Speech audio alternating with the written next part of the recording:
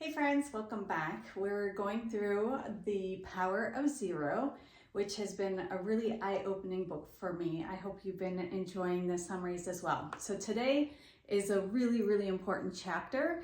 It's about the tax sale. And so what does that mean? So as a little bit of background, I know he covered this earlier in the book, but he was talking about the state of the economy and the government spending and how the national debt keeps going up substantially. And what's the main cause of that? Well, mostly because we have a large group of baby boomers that are now starting to retire. They're not working anymore and they're drawing on Social Security and Medicare.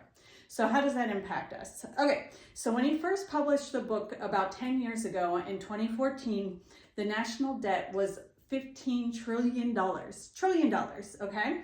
And so he said at that time, and I checked today, it's almost the same, but there's about 10,000 people that are retiring and drawing on Social Security and Medicare every day.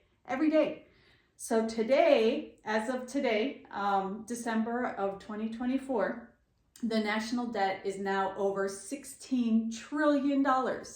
Or I'm sorry, 36, not 16, $36 trillion. And 3.3 trillion of it is due to Medicare, Medicaid, and Social Security. So as you can see, the government is spending way more than it can afford. So what the author keeps warning us is at some point there's going to have to be a shift in the tax rates to make up for this growing debt. Now, the other thing he mentions is back in 2017, Congress created a Tax Cut and Jobs Act, which did exactly the opposite. So for a certain period of time, 8 years, they're guaranteeing the lowest tax rates in history. So meaning for those 8 years after 2017, that was going to be the lowest taxes potentially of our lifetimes. So this kind of scary part, at least to me, is guess when the 8 years is over? In 2026. That's just over a year away. Everybody's expecting, or even Congress has a sunset date. So they don't even have to do anything for this major increase of tax to come back because it's already written in the law. Okay, so that's why, going back to the whole point of this book, is why it's super important to use this last year to start rearranging and shifting your assets. So then that way you're not having to be hit with these higher tax brackets here, the 2017 rates when you go to retire, because it's almost guaranteed at this point, because of math and because of the law, that we are going to be seeing higher taxes very soon. So what does that look like? So going back to my notes, I also came prepared today. So what he showed us is in 2017, this is the tax brackets. I don't know if you can see it all that well, but I'll kind of walk through it for you. So if you're not familiar with our tax rates here or how the tax system works in the US, he said kind of think of it as those cylinders that you used to use in science class where you used to measure liquids. So what'll happen is you start pouring your income into these different tax brackets. So as you hit the amount of income max at that level, then the next part of your income is taxed at the next rate. So then each chunk of your income is taxed at each of the different brackets until you fill up for all of your income. So for example, he mentioned Bill Gates back in 2017, or even today, he has a portion of his assets that are taxed at the lowest rate, or not assets, but his income. So anything under 18,650 would be taxed for everybody at the 10% rate. Okay, makes sense? So what's important about this? So back in 2017, these were all of our rates. So if you were like most Americans that are making around, let's say, $150,000 to $200,000, you're sitting here between the 25-28% tax bracket. Okay. Now he says the importance of looking at it now, which is in 2018. These are the rates. So he said not only looking at the fact that these rates are lower comparatively between periods, but also the limits on each bracket. So let's say you were making that 200,000 in the example before, you would fall right here, which is the 24% tax bracket. Whereas before you would have fell in between the 25 and the 28. So he says not only what's important is the rates are lower now, but also the limits to get into the next bracket is also lower. So why it's super important, we're staring right here into 2026 within the next year, is how much can we start shifting some of your tax deferred assets to be able to keep you into these lower limits. So what he did is he gave an example. So I have this all prepared. Give me 1 second as I unveil the example. So here he gives us an example of Jack and Heather. So Jack and Heather has $233,000 of assets. So pre-2018, to go to 233, we'd pretty much get taxed at the 10, the 15, 25, and a little bit of the 28%. So on each of those, it would be a max tax of $52,000 with an effective tax rate, which is the average of all the different buckets and rates and everything, is actually 21.2%. So what does that mean for the current rates now? Is the fact that now in 2024, at 233,000, remember, is falling here in the 24% bracket. So we get hit at the 10, 12, 22, and 24 up until the 233, which is now only a 44,000 tax bracket. And the tax rate is really only 19.1 versus the 21.2%.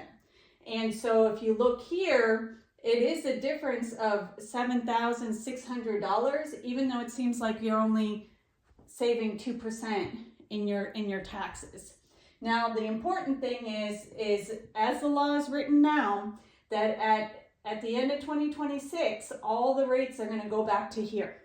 So what if Jack and Heather now today in 2024 decide to actually put in, instead of 233, they know they can convert assets all the way up to the 315 before they get jumped into the next tax bracket. So if they ended up doing it now versus doing it after 2026, and I have it here, is the difference is actually 14.9. So $14,900 in tax savings for converting that asset over early, which is almost, a little bit less than 100,000, and they can be putting that into a tax-free asset now and have it growing, so that way they don't have to worry about when the assets or when the tax rates switch back to pre-2018 limits. Does that make sense? Anyways, so the other thing that's really important is that he talks about what's the sweet spot.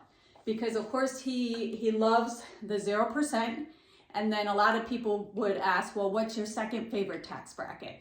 And so you would think, well, it'd be 10%, but we wouldn't really want to go from 0 to 10%. That's still 10% increase in our assets. So actually right now, this is our sweet spot right here, the 24% bracket. Because going back to Jack and Heather, they have quite a bit of buffer until they hit the 32%. Because here, if it goes back to the old rates, we're already jumping into the next tax bracket. So that's why it's super important to be able to utilize this 24%. And why does he really talk about 24% in the book? Is one, because most taxpayers right now are here, most of the families are right here between the 22 and 24%. So once you really only want to increase your tax by 2% versus the 10% down here. Does that make sense? So I thought that was really interesting how he illustrated that. So then the other thing that he says at the end is the call to action. So of course, similar to life insurance or most planning strategies, is you want to do this as soon as possible. Because we know, according to Congress, that these rates are not going to last forever, and they can't. Why? Because of the debt. I mean, as of today, it's $36 trillion. So pretty soon after 2026 hits, the government's going to have to start making changes, either to increase taxes, decrease spending, or both. So that's pretty much the best way for it to happen, is by raising rates back to the 2017 rates. So the other thing that I thought was really, really interesting is that he also mentions that it's very likely that in 2030 that the tax rates are going to be even higher than this. And then I did a little research, and it says that the Social Security benefits right now, or back in 2010, was 53 million. This is how many people are actually using Social Security. The number of beneficiaries is 53 million. In 2031, it's going to be 77 million, which is a 45% increase. So if you just look at the math, at some point, we know that this is going to happen.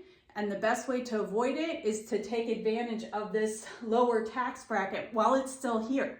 I know some of us are like, oh man, I missed the boat. No, we can still have it work for you. These rates are still good for at least another year or two. So let's see where you can shift your assets or start saving, so that way you don't have to worry about these rates going higher after 2026. I hope this is helpful. I can't wait to see what else he has in store for us. See you soon.